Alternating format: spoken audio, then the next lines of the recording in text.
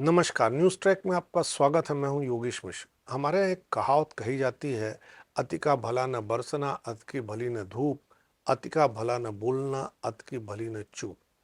इसी के साथ साथ आचार्य चाणक्य की भी एक सूक्ति है, अति सर्वत्र वर्ज्यते, यानी अति हर जगह रोकी जानी चाहिए।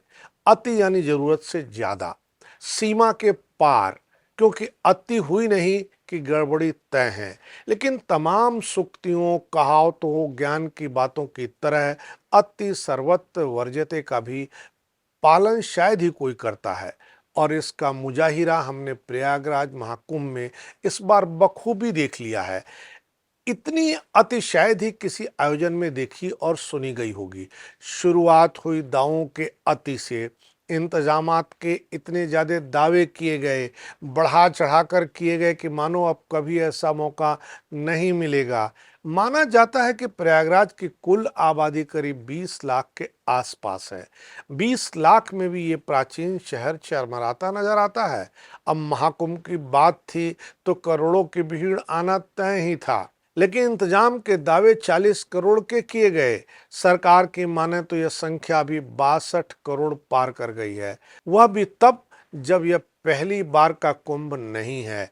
कुंभ अनादिकाल से होता आ रहा है, लेकिन इस बार पब्लिसिटी की अति कर दी गई। सोशल मीडिया से लेकर अखबार, टीवी, होर्डिंग तक हर जगह कुंभ ही कुंभ। प्रचार की हद का ही नतीजा रहा कि कुंभ महाकुंभ बन गया। दावों की ऐसी अति हुई कि लोगों ने भी प्रयागराज पधारने में अति कर दी। अब पहुंचना सबको है, सो जत्थे के जत्थे ट्रेनों पर सवार हो गए। सब दूरियां, खाइयां, वर्ग अंतर, सब कुछ खत्म हो गया। क्या टिकट और क्या बेटिकट, सब के सब हर डिब्बे में सवार होकर कुंभ पहुंचने लगे। इंजन और गार्ड के डिब्बे भी नहीं बच सके। एसी डिब्बे तो जनरल हो गए। हालात यह हो गया कि जनता खिड़की और दरवाजे तोड़कर डिब्बों में घुसने लगी। भारतीय रेल ने ऐसी अति शायद ही कभी देखी हो। भीड़ तंत्र ने एसी डिब्बों के खिड़की दरवाजे तोड़ने और सीटों पर कब्जा जमाने का जो सिलसिला दिखाया है, वो आगे के लिए भीड़ का एक मानक न बन जाए, कुछ कहा नहीं जा सकता। मुंह में खून लगना जैसी कहावतें अब डराती हैं तो अचरज की बात भी नहीं है। वैसे अति सिर्फ ट्रेनों की नहीं, बल्कि सड़क मार्गों पर अव्यवस्था और जामों की भी हुई। 50 किलोमीटर के जाम जो पहले न कभी देखे गए थे न सुने गए थे। प्रयागराज में कुंभ मेला इलाके संगम तट पर भीड़ की ऐसी अति हुई कि कितनी ही जानें चली गईं, कितने ही घायल हो गए। ये सब भी उन अति दावों के बावजूद हुआ जिसमें एआई, ड्रोन, कैमरा, सुरक्षा बल के इंतजामों से अति सुरक्षा की बात कही गई थी। महाकुंभ जैसे जैसे परवान चढ़ता गया, व्यवस्थाएं मुंह बाने लगी और फिर शुरू हुआ अफसरों की अति तैनाती का सिलसिला। पुलिस प्रशासन के इतने अफसर झोंक दिए गए जितने शायद ही पहले के आयोजन में लगाए गए हों। आए दिन नई तैनाती से सवाल लाजमी है कि क्या जो पहले से थे वो नकारा साबित हुए। एक अफसर की जगह 10-10 अफसर को लगाने का मतलब एफिशिएंसी बढ़ाना था या फिर नकारेपन को ढकना था। कर्मचारी किस अफसर की सुन रहे थे या किसी की भी नहीं सुनी जा रही थी। जवाब आप खुद ही सोच लीजिएगा, तलाश लीजिएगा, अगर आप कुंभ में गए हों तो। आस्था का ज्वार ऐसा टूटा कि संगम तट पर वीआईपी स्नान की भी अति हुई।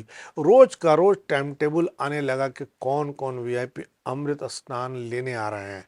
क्या बिजनेसमैन, फिल्म स्टार और क्या मंत्री, नेता और गवर्नर, हर कोई स्नान करता और फोटो खिंचवाता नजर आया। वीआईपी की अति थी तो वीआईपी भी अति किए रहे।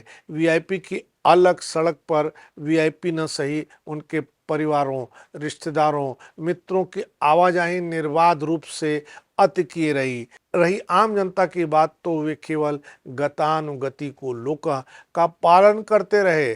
अति रहने ठहरने की भी अद्भुत रही। 90,000 रोजाना किराए के टेंट। प्रयागराज पहुंचने के लिए डोमेस्टिक फ्लाइटों का किराया 50 से 60,000 रुपए। आस्था के आयोजन में पैसे वालों की लग्जरी और वीआईपी आवभगत की भी अति एक अलग लेवल पर पहुंच गई। कुंभ स्नान और मेला न होकर एक टूरिस्ट स्पॉट और इवेंट का केंद्र हो गया। नॉन वीआईपी ने भी अपनी अति नहीं छोड़ी। इसे लूट कहें या बिजनेस का अवसर, लोकल लोगों ने बाइक राइड का ऐसा बिजनेस खड़ा किया कि चंद किलोमीटर तक ले जाने के लिए 2-2, 3-3 हज़ार रुपए चार्ज किए जाने लगे। इसे कहते हैं आस्था में अवसर की अति। कुंभ में रील्स की अति हो गई। कुंभ सेल्फी पॉइंट बन गया। ऐसी अति मची कि स्नान करती महिलाओं के फोटो वीडियो बनाकर सोशल मीडिया पर बेचे जाने लगे। गंदगी सिर्फ दिमाग ही नहीं बल्कि नदी तटों से लेकर नदी के भीतर तक गंदगी की अति दिखाई दी। पोल्यूशन कंट्रोल बोर्ड ने नेशनल ग्रीन ट्रिब्यूनल को दी गई अपनी रिपोर्ट में प्रयाग में बह रही गंगा, यमुना और संगम के जल को प्रदूषित बताने की भी अति कर दी। तो सरकार उसे झूठ साबित करने की अति में भी जुटी दिखी। अति बयानों की भी हुई। क्या नेता और क्या संत महंत सबने बयानों की अति कर दी। संत महंत ईश्वर को जुड़ाव दिखाने और श्रद्धालुओं को सुमार्ग पर ले जाने के बजाय राजनीतिक बयानों नारों में लगे दिखाई दिए, जबकि नेता नगरी कुंभ की पवित्रता को उटपटांग विशेषणों से दूषित करती हुई सुनाई दी। कुंभ में तरह तरह के साधु और बाबा हमेशा कौतूहल के पात्र होते हैं, लेकिन इस बार आम साधु पीछे रह गए।